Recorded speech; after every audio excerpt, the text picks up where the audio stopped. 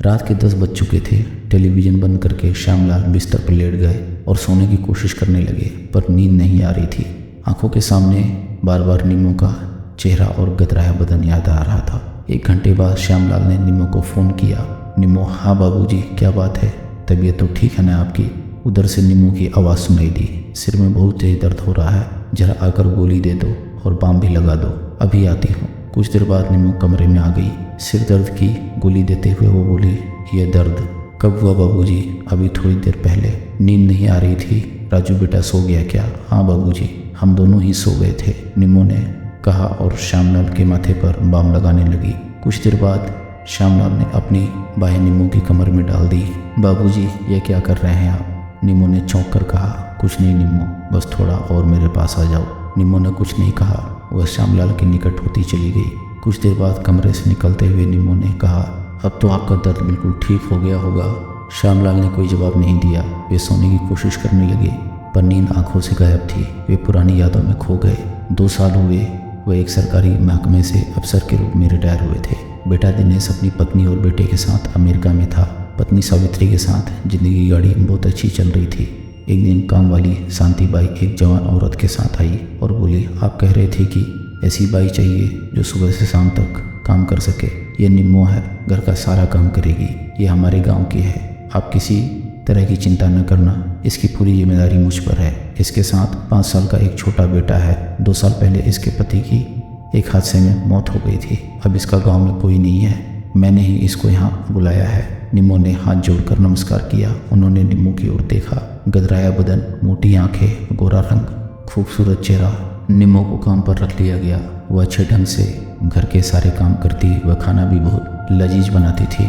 निम्मो के आने से सावित्री को भी बहुत आराम मिल गया था। वे निम्मो की बहुत तारीफ करती थी। कुछ दिनों के बाद निम्मो को कोठी में ही एक कमरा दे दिया गया, जहाँ वो अपने बेटे राजू के साथ रहने लगी। पास के एक स्कूल में राजू को दाखिला दिला दिया गया।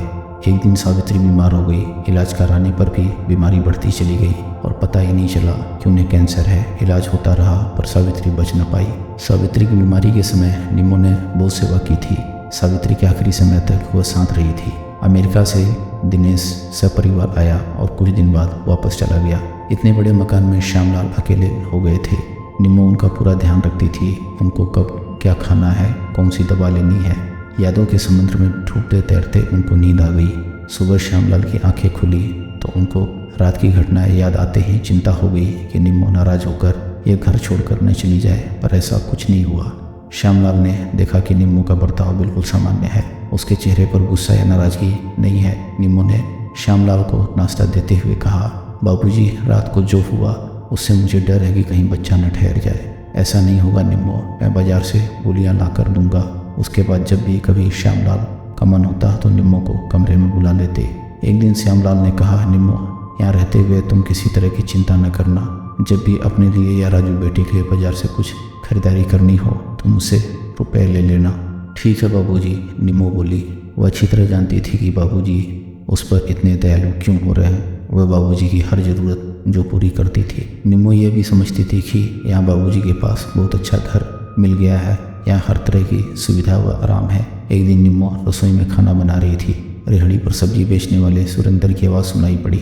आलू लो, प्याज लो, भिंडी लो, लौकी लो। सब्जी वाले की आवाज़ सुनते ही वह बाहर आ गई। पड़ोस की 2 औरतें सब्जी खरीद रही थी। एक औरत बोली, भाई सुरेंद्र, जैसे तुम साफ़ सुथरे रहते हो वैसे भी तुम्हारी सब्जियाँ भी बढ़िया, ताज़ी और साफ़ होती हैं। इनको ज़्यादा छांटने की ज़रूरत नहीं पड़ती। मैडम जी, हमारा तो एक ही उसूल है, जब पैसे पूरे लेते हैं तो सामान भी बढ़िया बेचना चाहिए, इसलिए तो मंडी से बढ़िया साफ़ सुथरी सब्जी खरीदते हैं।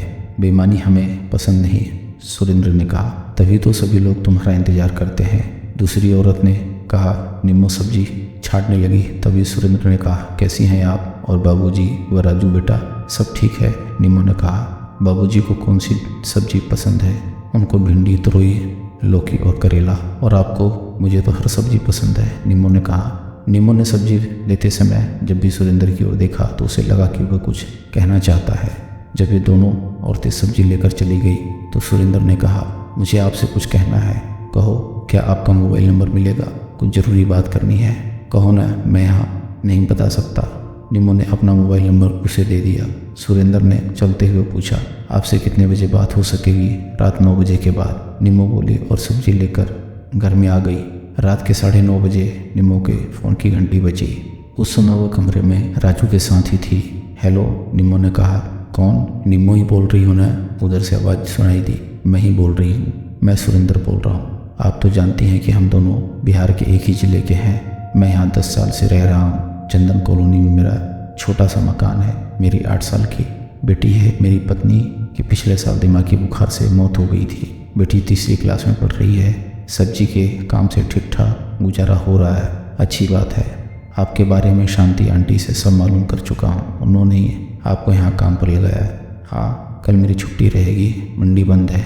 क्या आप मुझसे मिलने नेहरू पार्क आ सकती हैं? क्यों? कुछ ज़रूरी बात करनी है। देखिए, मेरा घर से निकलना ज़रा मुश्किल रहता है।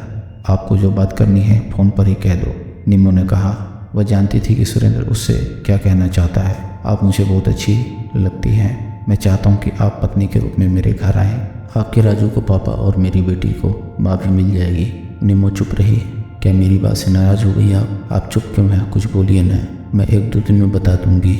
एक बात और मैं बताना चाहता हूँ, क्या शादी के बाद आपको कहीं काम करने की ज़रूरत नहीं पड़ेगी? बस अपने छोटे से परिवार को संभाल लेना। ठीक है, बता दूंगी, निम्मो ने कहा और मोबाइल बंद कर दिया। राजू बेटा सो चुका था। निम्मो बिस्तर पर लेट गई। उसकी आंखों के सामने बार बार सुरेंद्र का चेहरा आ रहा था। अगले दिन निम्मो शांति चाची से मिली। शांति चाची ने कहा, निम्मो, मैं सुरेंद्र को 5-6 साल से जानती हूँ। उसकी बहुत अच्छी आदत है। शराब नहीं पीता, गुटखा तंबाकू भी नहीं खाता। वह तुझसे अगर शादी करना चाहता है तो मना मत करना। तुम्हारी ज़िंदगी की नई शुरुआत हो जाएगी और उसका भी घर बस जाएगा। रात को अपने कमरे में पहुंचकर निम्मो ने सुरेंद्र के मोबाइल पर बात शुरू की। हेलो, हाँ मैं निम्मो, कैसी हो? उधर से सुरेंद्र की आवाज़ आई। मैं ठीक हूँ, आप कैसे हैं? मैं भी ठीक हूँ, बस आपके फ़ोन का इंतज़ार कर रहा था। क्या कुछ सोचा है आपने उस नए घर परिवार के बारे में? मुझे मंजूर है, अब हम जल्दी ही शादी कर लेंगे। सुरेंद्र की खुशी भरी आवाज़ सुनाई दी। अब मैं ज़्यादा दिन आपको अपने से दूर नहीं रखूँगा। निम्मो काफ़ी देर तक सुरेंद्र से बात करती रही। सुबह नाश्ता करने के बाद श्यामलाल अखबार पढ़ रहे थे। निम्मो ने कमरे में आते ही कहा, बाबूजी, मुझे आपसे कुछ कहना है। हाँ हाँ कहो निम्मो, कुछ रुपयों की ज़रूरत है क्या? नहीं बाबूजी, रुपयों की ज़रूरत नहीं है। अच्छा बताओ कि क्या कहना है? बाबूजी, मैं शादी कर रही हूँ। श्यामलाल चौंक उठे। अखबार से गर्दन उठाकर उन्होंने कहा, शादी कर रही हो? लेकिन क्यों? शादी क्यों की जाती है बाबूजी? मेरा मतलब है कि यहाँ तुम्हें किसी बात की कोई परेशानी हुई है क्या? मैंने कुछ गलत बर्ताव कर दिया है क्या? नहीं बाबूजी, आप बहुत अच्छे हैं। आपने इतने दिनों तक मुझे आसरा दिया, फिर क्यों जाना चाहती हूँ यहाँ से? तुम किससे शादी कर रही हो? वह जो सब्जी का ठेला लेकर आता है सुरेंद्र, वह हमारे ही जिले का है। उसकी पत्नी पिछले साल बीमारी में चल बसी थी। उसकी 8 साल की बेटी है। शांति चाची ने भी कह दिया है कि उससे शादी करने को। यह सुनकर उदास व दुखी श्यामलाल ने कहा, हो निम्मो, तुम मुझे अकेला छोड़कर जा रही हो। तुमने यह नहीं सोचा कि तुम्हारे बिना मैं अकेला कैसे रह पाऊंगा?